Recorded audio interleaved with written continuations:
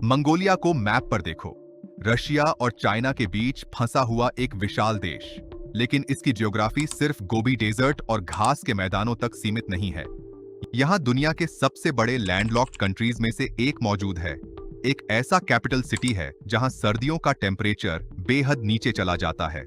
दुनिया के सबसे महत्वपूर्ण डायनासोर फॉसिल साइट्स हैं और एक ऐसी लेक है जिसे अक्सर ब्लू पर्ल ऑफ मंगोलिया कहा जाता है। तो चलिए मैप खोलते हैं और देखते हैं मंगोलिया के 20 ऐसे जियोग्राफी फैक्ट्स जिनमें हर फैक्ट इस देश का एक बिल्कुल अलग साइड दिखाता है। Fact 1, Mongolia is huge but has no coastline. Mongolia का एरिया लगभग 1.56 मिलियन स्क्वायर किलोमीटर है, लेकिन इसके पूरे टेरिटरी में एक भी समुद्री कोस्ट लाइन नहीं है। यह रशिया और चाइना के बीच स्थित है और पूरी तरह लैंडलॉक है, यानी इतना विशाल देश होने के बावजूद मंगोलिया का कोई हिस्सा सीधे किसी ओशन तक नहीं पहुंचता। Fact 2, Mongolia has only 2 neighbours. अब मंगोलिया के मैप को देखिए, इसके उत्तर में सिर्फ रशिया है और बाकी लगभग पूरा सदर्न, ईस्टर्न और वेस्टर्न बॉर्डर चाइना से घिरा हुआ है। यानी मंगोलिया की पूरी इंटरनेशनल बाउंड्री सिर्फ 2 देशों के साथ है। ये दुनिया की सबसे अनयूजुअल जियोपॉलिटिकल जियोग्राफीज में से एक है। Fact 3, Mongolia is one of the world's most sparsely populated countries. अब मैप पर मंगोलिया की पॉपुलेशन को डॉट्स के रूप में दिखाइए। पूरे देश में लगभग 3.5 मिलियन से ज्यादा लोग रहते हैं, लेकिन इतनी बड़ी लैंड एरिया में पॉपुलेशन बहुत अनइवनली डिस्ट्रीब्यूटेड है। इसीलिए मंगोलिया की बड़ी जियोग्राफिक आइडेंटिटी है। Enormous open spaces with very few people. Fact 4, most people live around one city. अब पॉपुलेशन डॉट्स को एक जगह कॉन्सेंट्रेट होते हुए दिखाइए। वो जगह है उलान बातर। देश की पॉपुलेशन का बहुत बड़ा हिस्सा इसी मेट्रोपॉलिटन एरिया और उसके आसपास रहता है, यानी पूरे मंगोलिया के विशाल खाली लैंडस्केप के बीच एक सिटी पॉपुलेशन का असाधारण कॉन्सेंट्रेशन बना देती है। Fact 5, Ulaanbaatar has extremely harsh winters. अब मैप को मंगोलिया के सेंटर नॉर्थ में उलान बातर पर जूम करो। यह सिटी समुद्र से बहुत दूर है और हाई एलिवेशन पर स्थित है। सर्दियों में यहाँ टेम्परेचर -30 डिग्री सेल्सियस से भी नीचे जा सकता है। इसीलिए उलान बातर को दुनिया के सबसे ठंडे नेशनल कैपिटल्स में गिना जाता है। Fact 6, Mongolia is far from any ocean. अब मैप पर मंगोलिया से नियरेस्ट ओशंस की तरफ लाइंस खींचो। मंगोलिया दुनिया के उन देशों में है जो समुद्र से सबसे ज्यादा दूर स्थित हैं। इसकी कॉन्टिनेंटल लोकेशन की वजह से यहाँ ओशन का मॉडरेटिंग इफेक्ट बहुत कम पहुंचता है। यही मंगोलिया के एक्सट्रीम सीजनल टेम्परेचर डिफरेंसेस की एक बड़ी वजह है। Fact 7, the Gobi is not just sand. अब मंगोलिया के साउथ पर जूम करो। यहाँ फैला है गोबी डेजर्ट, लेकिन गोबी को सिर्फ रेत के ड्यून्स वाला डेजर्ट समझना गलत होगा। इसका बड़ा हिस्सा रॉकी और ग्रेवल कवर्ड टेरेन है, यानी डेजर्ट का मतलब हमेशा एंडलेस सैंड नहीं होता। Fact 8, Mongolia has one of Asia's great grassland regions. अब गोबी से नॉर्थ की तरफ मैप मूव करो।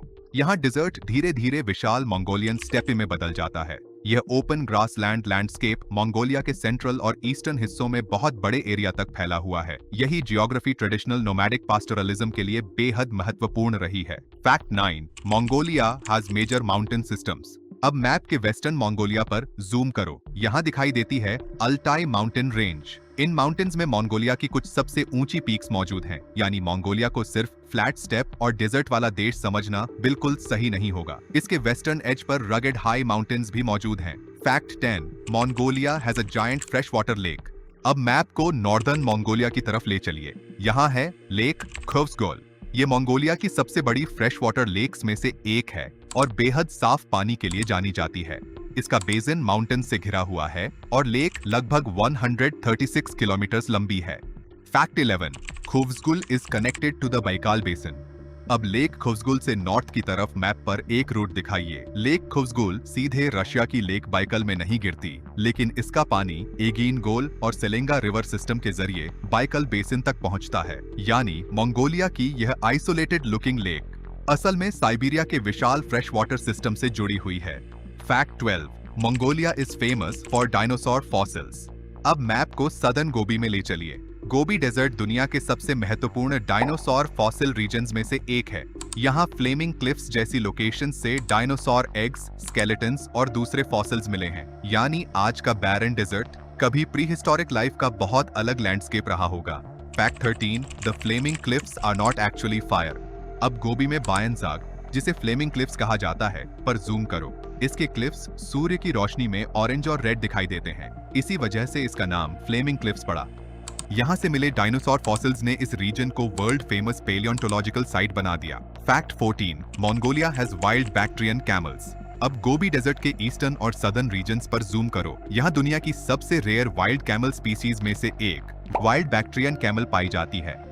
ये डोमेस्टिक कैमल से अलग स्पीसीज है और अत्यंत हार्श डेजर्ट कंडीशंस में सरवाइव करती है। यानी मंगोलिया का डेजर्ट सिर्फ लैंडस्केप नहीं, बल्कि यूनिक वाइल्ड लाइफ का भी हैबिटेट है। Fact 15, Mongolia is home to the world's only true wild horse.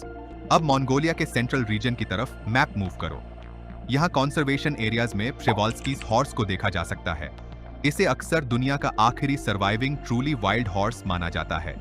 एक समय यह स्पीसीज वाइल्ड में लगभग खत्म हो चुकी थी, लेकिन मंगोलिया में री इंट्रोडक्शन प्रोग्राम्स ने इसकी पॉपुलेशन वापस बढ़ाने में मदद की। Fact number 16, Genghis Khan started from Mongolia. अब मंगोलिया के सेंट्रल ईस्टर्न ग्रासलैंड्स पर ध्यान दीजिए। यही वो विशाल स्टेप रीजन है जहां गेंगिस खान ने 13th सेंचुरी में मंगोल ट्राइब्स को एकजुट करके अपना एम्पायर खड़ा किया था। इन खुले ग्रासलैंड्स और विशाल डिस्टेंसेस ने मंगोल आर्मीज को तेजी से लंबी दूरी तय करने में बड़ी मदद की और यहीं से शुरू होकर मंगोल एम्पायर इतिहास के सबसे बड़े कंटिगुअस लैंड एम्पायर्स में से एक बन गया। Fact 17, Mongolia has extremely little forest. अब पूरे मंगोलिया को मैप पर दिखाओ। देश का बड़ा हिस्सा ग्रासलैंड, डेजर्ट और सेमी एरिड टेरेन से कवर्ड है, लेकिन नॉर्थ में साइबेरियन टाइगा से जुड़े फॉरेस्ट रीजन्स भी मिलते हैं। इसलिए मंगोलिया में एक ही कंट्री के अंदर डेंस फॉरेस्ट से लेकर कंप्लीटली बैरन डेजर्ट तक का ट्रांजिशन देखा जा सकता है। Fact 18, Mongolia is almost entirely above 1000 metres. अब मंगोलिया का एलिवेशन मैप दिखाओ। देश का बड़ा हिस्सा सी लेवल से 1000 मीटर से ज्यादा ऊंचाई पर स्थित है और वेस्टर्न मंगोलिया में एलिवेशन और भी ज्यादा बढ़ जाती है। यानी मंगोलिया का लैंडस्केप सिर्फ हॉरिजॉन्टली विशाल नहीं, बल्कि वर्टिकली भी काफी एलिवेटेड है। Fact 19, Mongolia has one of the world's largest desert steppe transitions. अब मैप पर साउथ से नॉर्थ की तरफ एक लाइन चलाइए। Gobi desert to semi desert to grassland steppe to mountain regions to northern forest. कुछ ही जियोग्राफिक जोन्स के अंदर लैंडस्केप लगातार बदलता जाता है। Fact 20, Mongolia is one of the best examples of extreme continental geography. और शायद मंगोलिया की सबसे इंटरेस्टिंग बात यह है कि यहाँ ओशन से दूरी, एलिवेशन और विशाल ओपन लैंड मिलकर एक बेहद एक्सट्रीम कॉन्टिनेंटल एनवायरनमेंट बनाते हैं। इसी एक कंट्री में आपको desert, grassland, mountains, forests, frozen ground और विशाल फ्रेश वाटर लेक्स तक मिल जाते हैं। यानी मंगोलिया का जियोग्राफी असल में एक ही चीज दिखाता है, समुद्र से दूर होने पर एक देश की पूरी क्लाइमेट और लैंडस्केप कितनी अलग हो सकती है।